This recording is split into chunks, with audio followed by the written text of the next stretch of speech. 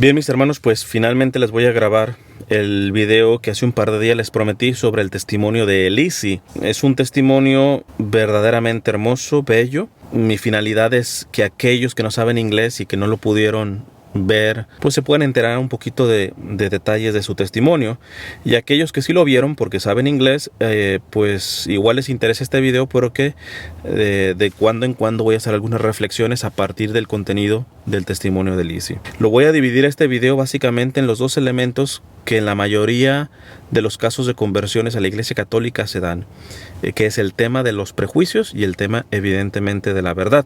Para comenzar con lo de los prejuicios, vamos a poner el contexto de Lizzie. Ella viene de una denominación catolifóbica, es decir, de estas que engendran odio, rechazo a todo lo que tenga que ver la Iglesia Católica. Sus papás son teólogos, inclusive fueron misioneros en Rusia. Además, escuchaba una versión parcializada de la historia. ¿A qué se refiere parcializada? Te cuentan solamente lo malo que ha hecho la Iglesia Católica, nunca lo bueno, solamente la parte que puede engendrar precisamente odio, o a veces manipulada, que le achacan a la Iglesia Católica cosas que ni pasaron o que pasaron pero no fueron culpa de la Iglesia Católica, ¿va? En ese ambiente se movió Lizzie, ¿va? Y entonces ella menciona de cómo el odio a la Iglesia Católica le cerraba cualquier signo de curiosidad, de decir, ¿pero será cierto? ¿No será cierto? No, ya estaba cerrada y ella no se movió de ahí. ¿Cómo empezó a solucionar esto? En su adolescencia, que yo creo que es una virtud que veo en esta niña, es inquieta intelectualmente, ¿va? Y ella empezó a darse cuenta de que dentro de las mismas denominaciones protestantes estaban irremediablemente divididas. ¿Cuántas veces hemos visto eso, hermanos? Iglesias que están irremediablemente divididas o inclusive hasta peleadas. Ah, no, pero sea el tema de la Iglesia Católica, en eso sí, súper unidos para irse en contra de la Iglesia Católica. Y es que esto es como cuando una de tus amigas te viene a hablar mal de otra persona, y siempre que se habla de esa persona, ella te habla mal y te habla mal y te habla mal, y tú dices, bueno, posiblemente lo que me dice sea cierto.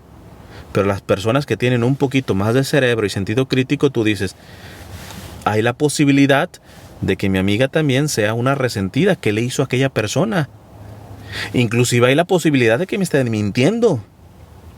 Yo les pregunto a los protestantes y evangélicos que puedan estar viendo esto, ¿te atreverías a conocer a la Iglesia Católica sola, a profundidad?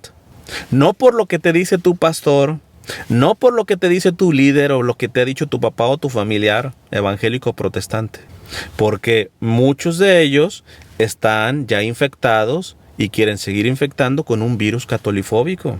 Otros, no podemos tapar el sol con un dedo, simplemente no se pueden hacer en su mente el que ese diezmo o esa ofrenda se les vaya. Es decir, razones económicas. No, es que si profundizamos, por eso el interés de que te creen una fobia, para que no pienses. O he sido responsable, me he metido en historia, no en el libro de historia sacado por el pastor X. Listo, léetelo también, pero léete el de otro, y el de otro, y el de otro. Así como con las cuestiones de los mecánicos y la salud, ¿verdad? Que consulte 2 o 3 o 4 o 5 opciones, ¿verdad? Y amplíe su conocimiento. Y no sea mediocre y escuche simplemente y se trague la primera versión. Porque van a ver cómo al final ella misma mencionaba que llega inclusive a sentir un poco de rechazo con sus padres y con sus líderes y con ella misma, porque decía, hay cosas que pueden haber ignorado, pero hay otras cosas que son tan obvias que tú dices, ¿por qué no me las dijeron? Se dio cuenta, esto es mala leche, esta es mala intención contra la Iglesia Católica. Había cosas tan obvias que ¿por qué no me las dijeron? Entra a la universidad y en la universidad empieza a estudiar filosofía, estudia griego. Por ejemplo, esto del griego le ayudó mucho para empezar a resolver uno de los principios básicos del protestantismo, que es la sola fe. Fe en griego es pistis. Y cuando ella se dio cuenta lo que implica pistis, que no puede separar el mismo hecho de creer que de las obras, en ese momento ella dejó de creer en ese primer postulado protestante, ¿verdad? De la sola fe. ¿Pero por qué? Porque fue responsable y profundizó. Después ella tiene un novio católico. Dice que prácticamente pues él nunca intentó hacerla católica, pero se le empezaron a crear prejuicios. Por ejemplo, ella menciona de que en su denominación se hablaba mucho de la Biblia y de la fe y teología y todo eso, pero poco se hacía por los pobres. Y se dio cuenta, básicamente, pues lo que la Iglesia Católica siempre ha sido en el mundo entero, porque ni yo iba a decir en Occidente, es que esto es en el mundo entero. Y lo podemos probar, que es la institución que ayuda más al necesitado en el mundo entero. En el mundo entero. Entonces ella se dio cuenta pues de eso al participar pues de algunas cuestiones sociales con su novio católico, ¿eh? Pero bueno, no funcionó la cosa, se dejaron. Después tuvo un gran amigo de ahí de la universidad que estaba también en esto, decir, quiero agarrarme una iglesia y ya definirme, ¿va? Porque las iglesias protestantes cada quien tiene su teología, su moral. Pero bueno, su amigo estaba buscando en qué iglesia y se sorprendió que su amigo le dijo que inclusive estaba contemplando profundizar sobre la iglesia católica. Entonces ella empezó a orar y le decía al Señor que sea una iglesia en la cual no sea por comodidad, sino verdaderamente por donde va a crecer en la verdad, va a buscar la verdad. Para hacerse las cortas, se hace católico. Y ella le sorprendió, dice, eso me parecía bizarro este muchacho. El problema está en que esos frutos que le pedía a Dios en él se estaban viendo.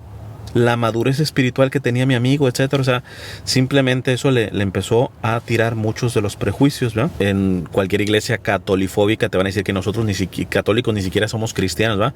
O sea, somos casi el hermano gemelo de Satanás, ¿verdad? Pero ya cuando empezó a quitarse los prejuicios, ella le costaba todavía, pero ella decía, ya ahora pensaba que los católicos no eran cristianos completos. Ya eran cristianos, pero no completos, ¿verdad?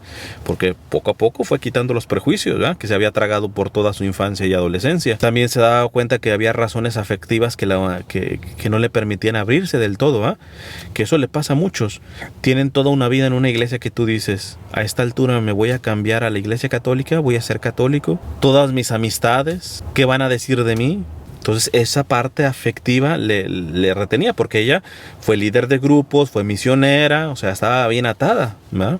A su iglesia. Entonces comenzó a ir a la iglesia ortodoxa, ¿verdad? Y aquí hay una frase hermosísima por parte de ella que dice, la iglesia ortodoxa fue la que me llevó a la iglesia católica. Ella hasta mismo dice que se sigue santiguando a la ortodoxa. Yo le tendré que decir, no, también te santiguas a la católica, pero la católica oriental, ¿verdad? Con comunión en el Papa, ¿verdad? Que nosotros hacemos Padre, Hijo y Espíritu Santo, y ellos Padre, Hijo, y empiezan de acá, de derecha a izquierda, ¿verdad? Siguió profundizando y comenzó a darse cuenta de que ella creía en energías, ¿verdad? Inclusive se ríe de ella misma, dice, pues yo verme como hereje, ¿verdad? Y aquí viene la frase que es como para enmarcarla. Ella dice, odiaba el catolicismo porque tenía miedo en profundizar en el catolicismo. Te la repito.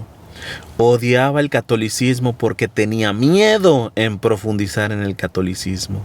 Y te vuelvo a repetir a ti, hermano protestante y evangélico, que pudieras ver este video. La iglesia católica no cree en el proselitismo. Tú no eres un pez al que ir nada más que enganchar y venga para nuestro reino, no. Nosotros creemos en que la evangelización se hace por atracción, no por estrategias de a ver cómo me traigo esto a la iglesia católica. Porque tienes libertad, porque tienes dignidad y no te podemos tratar como un objeto o una persona para llenar nuestras iglesias. Y se debe respetar mucho el proceso. Pero bueno, ¿te atreverías a conocer a la iglesia católica no por lo que dice X pastor de tu iglesia o que anden en YouTube o que anden en las redes sociales? Tú solito, con honestidad, con diferentes fuentes históricas, tú solito te atreverías a hacer lo que esta chica hizo. ¿Te atreverías a ser responsable? Y fíjate, y si investigas bien y no te es católico, tranquilo, pero te lo aseguro que mínimo ya no vas a estar con la cantaleta de tantas calumnias y prejuicios que lanzan tantos pastores y tantos líderes evangélicos y protestantes de tinte catolifóbico. A menos de que seas deshonesto y sigas con esto aun cuando sabes que estás diciendo mentiras o prejuicios o calumnias, ¿verdad? Los que no, son gente que inclusive se pone en riesgo. Les voy a dejar en la descripción un video de Frank Morera que desenmascara a un falso obispo, porque hasta eso vemos. O sea, hay pastores, hay líderes evangélicos que te dicen, no, yo tengo toda la historia estudiando la Iglesia Católica, y es mentira, porque uno los escucha y tú dices, así no creemos los católicos, y este está diciendo que nosotros creemos así no creemos. ¿Por qué? Porque son pastores o evangélicos wikipediados. Se informan de la Iglesia Católica por Wikipedia o por la Enciclopedia Católica, pero nunca se han metido a los documentos magisteriales, al catecismo, y a profundizar y a ver todo el cuerpo. Simplemente agarran un testigo sin conectarlo con todo, agarran un padre de la iglesia, pero sin conectarlo con el todo, etcétera. ¿Por qué? Porque lo que les interesa es seguir alimentando un virus catolifóbico. Ya tendrán que dar cuentas delante de Dios de eso.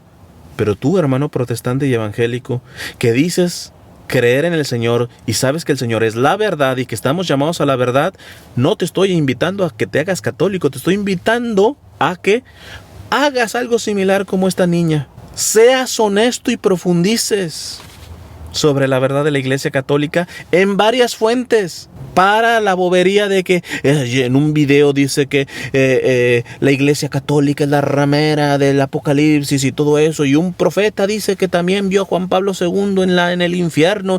Y mira, no te voy a quitar eso. Si quieres ver ese tipo, para mí, basura, vela, pero empieza a ver otras cosas. Es más, les cuento una cosa que esto yo no lo he mencionado porque me gusta respetar los procesos, ¿verdad? De hecho, no voy a decir nombres, pero me han llegado, no pocos, protestantes y evangélicos que llegan a mi canal por canales protestantes y evangélicos que me hacen videorespuestas o me levantan calumnias y todo ese tipo de cosas y todo eso. Me llegan por ahí. Y en privado me dicen, en honestidad, bueno, una persona sí me dice que sí lo dijo en público en uno de esos canales y que le borraron el video, el comentario. Porque esta persona dice que aunque ella sigue siendo evangélica como tal, mis videos le han dado mucha luz en otros temas. Aprendan, sobre todo apologetas católicos de 3 pesos que no salen de la apologética y se les olvida que la apologética es solamente una parte de la teología. No es toda la teología, es una parte de la pastoral y de la evangelización, no toda. Y si no estamos ayudando a conectar todo eso, estamos dejando a las personas desnutridas, solamente con el nutriente de la apologética. Se los digo en el mejor sentido y con la mejor intención. Yo no soy modelo de nadie, pero gracias a Dios tengo la conciencia tranquila de que quien entra en mi canal no solamente ve temas de apologética, porque la fe católica es tan rica que no la podemos abaratar solamente en una partecita. Ya hasta ciertos protestantes y todo eso, muy seguramente por estas cosas que le he estado diciendo, ya de pronto sacan un video hablando de otra cosa que no es de apologética, o ya empiezan a hacer un video orando, etc. ¿Por qué? Porque la gente no es tonta, y la gente tarde que temprano se cansa de una persona que siempre es la misma cantaleta. Mira, no soy profeta, pero sabemos que en internet hay un montón de apologetas, protestantes, evangélicos, todo eso, que están friegue a la Iglesia Católica, y que debates y que se agarran de la fama de otros y todo eso. De mí se acuerdan, no van a durar mucho, y si duran van a ser con necedad, pero no, la gente se cansa de eso, se va a cansar. Evidentemente no lo hagan para decir, no, pues entonces sí, vamos a tenerlo como estrategia y vamos a hablar de todo. No, hagámoslo porque la Iglesia Católica no la podemos reducir siendo tan rica, tan plena, tan llena. En fin, y aquí vienen las cuestiones en donde empezó a ser muy puntual en los temas. No voy a tocar todos los temas, ¿verdad?, que ella toca. Voy a simplemente sacar 3, y uno de ellos va a ser demasiado breve. Bueno, 2 de ellos. El tema de las solas, que los principios protestantes, la sola fe, la sola escritura, ya lo saben. El aspecto de la jerarquía, y el más importante, el de la Eucaristía. Primero entramos con lo de las solas. Ya les expliqué que la sola fe rápido en la universidad lo tiró cuando se dio cuenta de lo que implica pistis, ¿verdad?, en griego, fe. Y también ella mencionó que la carta de Santiago le tocó en sobremanera a los inicios de la universidad, ¿verdad? Y rápido quitó esto de que la sola fe, ¿verdad? Se dio cuenta que es la fe y las obras. La sola escritura. Dice que en la propia universidad, que es una universidad evangélica, y bastante prestigiosa, dice que un profesor un tanto enrojecido llegó a decir que la Biblia necesita la tradición. porque fue la tradición quien creó la Biblia. También se empezó a dar cuenta que en el departamento de teología protestante en la universidad, pues sí, evidentemente no salían de la Biblia, era la Biblia, la Biblia, la Biblia, pero cuando empezó a profundizar con los ortodoxos y después con la Iglesia Católica, se dio cuenta de una cosa. El departamento de teología protestante no sale más que la Biblia, la Biblia, la Biblia. El departamento ortodoxo católico es la Biblia y la Biblia y la Biblia, pero también cómo la primera iglesia interpretaba esa Biblia. Y le pareció de una riqueza más tremenda, ¿va? Porque ¿quiénes te pueden hablar mejor de la Biblia que aquellos que la escribieron, que aquellos que la vivieron en sus primeros siglos, ¿va? ¿Cómo la interpretaban? ¿Cómo la interpretaban? Es una parte pues bastante interesante, ¿va? A ver, permítanme, que creo que aquí hay una persona que necesita ayuda. Déjame decir. Ya, vamos a seguir con esto. Ya no sé ni dónde me quedé.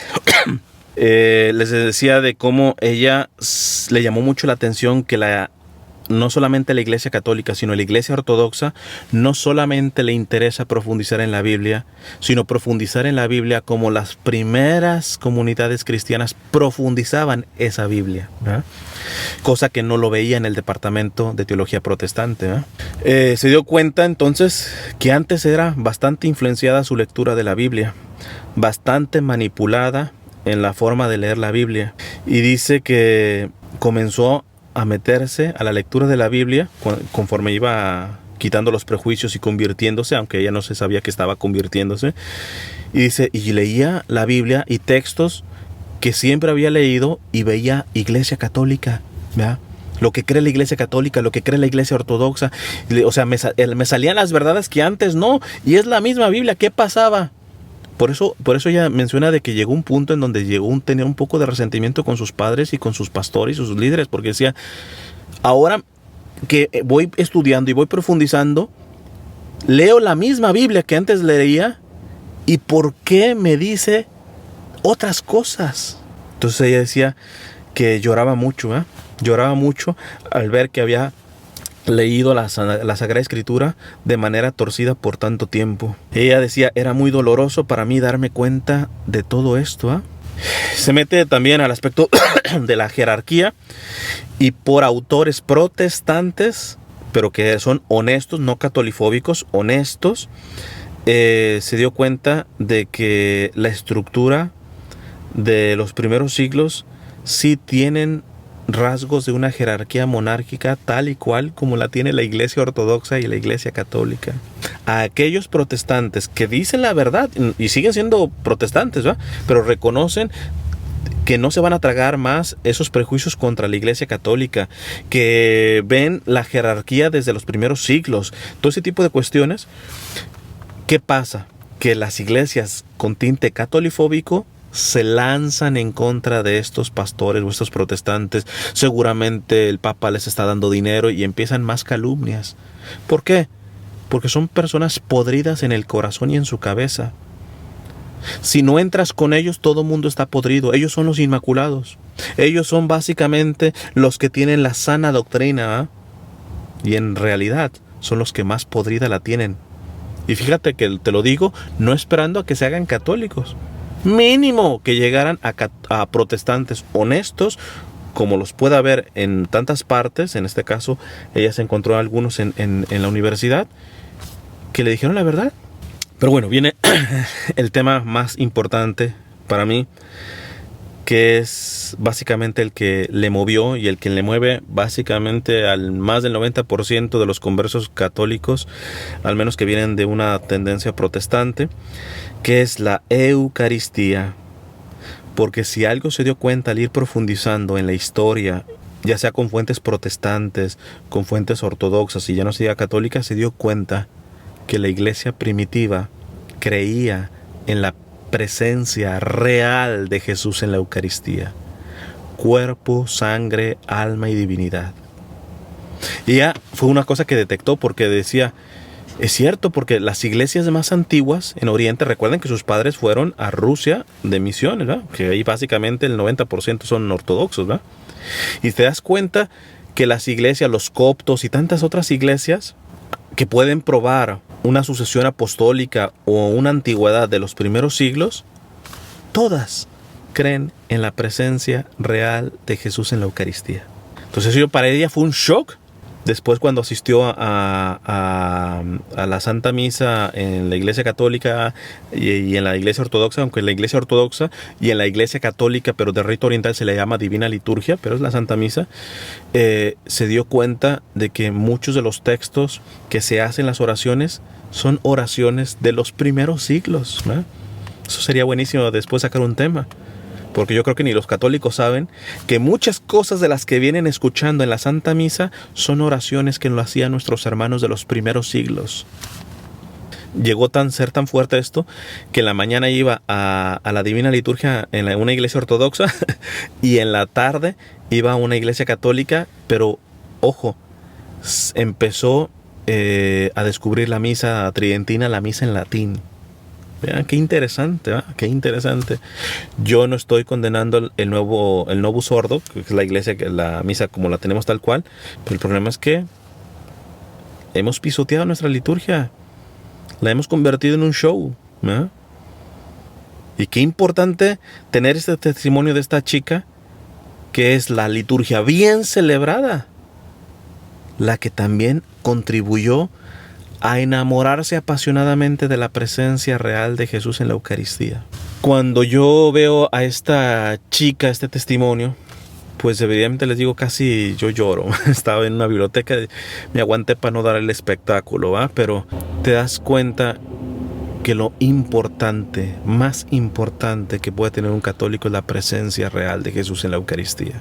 Pero a la vez me dio nostalgia, no sé si frustración o inclusive hasta un poquito de rabia, porque que una protestante esté ardiendo por Jesús Eucaristía de una manera que deberíamos de estar ardiendo todos los católicos.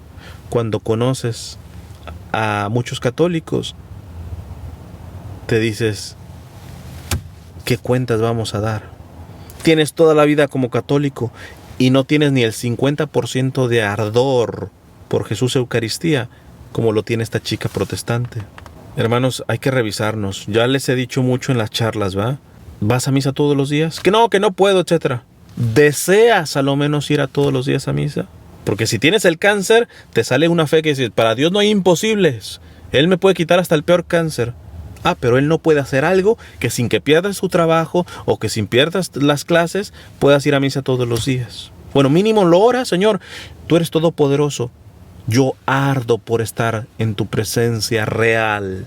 No un símbolo como la mentada Santa Cena de los protestantes. No, realmente presente en cuerpo, sangre, alma y divinidad, como lo creían los primeros cristianos. Por eso yo no puedo quedarme sin adorarte, sin recibirte. Yo no sé cómo le vas a hacer, Señor. Tú eres todopoderoso. Yo no puedo ir a misa todos los días porque tengo esto y esto. ¿De qué manera tú puedes arreglar para que sin dejar esto yo pueda ir a misa todos los días o pueda tener un rato de adoración eucarística delante de un sagrario o en una capilla de adoración perpetua? Y muchos hasta presumirán la conversión de Lizzy.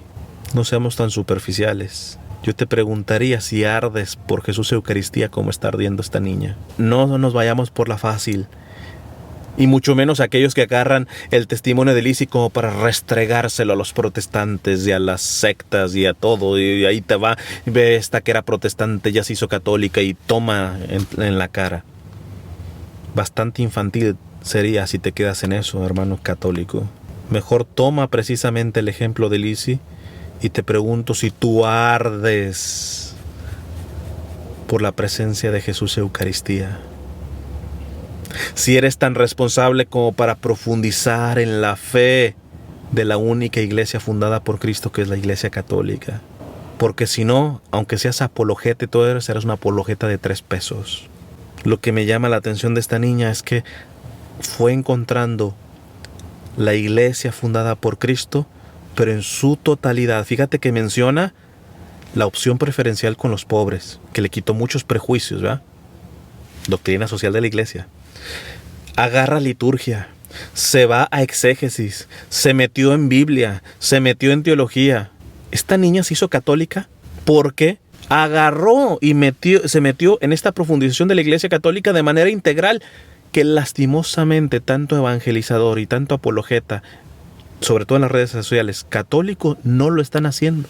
La última cosa que me gustaría decir es, oremos por Lizzy, oremos por todos aquellos que van a ser recibidos en la Iglesia Católica en esta vigilia pascual.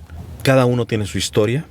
Conozco historias más superficiales, ¿no?, de que se hacen católicos porque el novio es católico. Pues cierto, también oren por el novio de Lizzy, el amigo que tiempo atrás se hizo católico. Ella cuenta también que años después, ya cuando ella decidió meterse en la Iglesia Católica, se reencontró con él y pues evidentemente él dice no lo creía. Y sobre todo él dice que no creía que Lizzy se hubiera hecho católica por la parte de la moral sexual, porque ella dice, pues yo era una feminista y todo, entonces, y verme que no solamente he aceptado las verdades de fe, sino también la moral que lleva esa fe. Dice, no lo creían, pero y bueno, ya se hicieron novios. Oremos por este novio, por esta pareja como tal. Oremos por todos los que están iniciando, pero con responsabilidad, ¿va? Porque estos son los que más va a atacar Satanás, ¿va? Adoptémoslo, especialmente en esta cuaresma, a Lizzy y a todos aquellos que están entrando a la Iglesia Católica por razones serias. Porque sin lugar a dudas, estos serán los más atacados por Satanás. Porque son un bello testimonio de lo que muchos católicos que tenemos de toda la vida tendríamos que aprender, mínimo refrescar ese amor y ese celo apostólico, ese amor por la Iglesia, por el Papa, y fundamentalmente por la presencia real de Jesús en la Eucaristía. Que Dios les bendiga. Se me olvidaba dar una sugerencia más el día de ayer que grabé el video. Tanto este video como el testimonio en sí mismo de Lizzy seguramente levantará polvareda, ampolla, decimos en México, precisamente en las denominaciones catolicofóbicas, ¿verdad?, que tienen poca o cero autocrítica, ¿verdad?, y que son meramente reaccionarias. Entonces, ¿se puede dialogar sobre el tema, por ejemplo, de la Eucaristía, que es el central, ¿verdad? Sí. Si hay el respeto necesario. A la primera ridiculización, blasfemia, ataque contra la presencia real de Jesús en la Eucaristía, católico, ten los pantalones para dejar esa conversación. No, pero es que le quiero explicar, ten la dignidad necesaria para dejar esa conversación. Si insiste, bloquéalo, si es en redes sociales. Si es en persona, vete. Si te persigue, ahí fíjense, yo les diría, yo no tendría problema en reventarle el hocico a una persona que me está blasfemando en contra de la presencia real de nuestro Señor en la Eucaristía. ¿Estás llamando a la violencia? Yo nomás te digo que cuando Jesús usó la fuerza física, de hecho los evangelios dicen que agarró unas correas e hizo un látigo, fue precisamente cuando se irrespetó lo más sagrado que tenía el pueblo judío, que era el templo. El templo. Nosotros tenemos algo mayor que es el templo, que es precisamente nuestro Señor Jesucristo. Entonces yo no entiendo cómo apologetas católicos de 3 pesos siguen dialogando con blasfemos, con gente que ha ofendido lo más grande que tiene un católico, que es la presencia eucarística de nuestro Señor. En primer plano te estoy diciendo, dile, aquí se acabó. Cero conversación de suscríbete, de los canales de ellos, de lo que... Cero, aquí se acabó. Si tú no tienes respeto por lo más grande que yo tengo, no necesitas creer en la presencia eucarística de nuestro Señor. Pero no me vengas a ofenderla, no me vengas a blasfemar con esto, y les digo, si insisten, bloqueen. Y si es en físico, váyanse. Y si siguen insistiendo, yo personalmente no tendría problema en reventarles el hocico ante la primera blasfemia que escupan en contra de la presencia de nuestro Señor Jesucristo. Es tiempo que como católicos te fajes los pantaloncitos, es tiempo que como católica te fajes bien las falditas y no permitas que se ofenda, se blasfeme en contra de la presencia eucarística de nuestro Señor.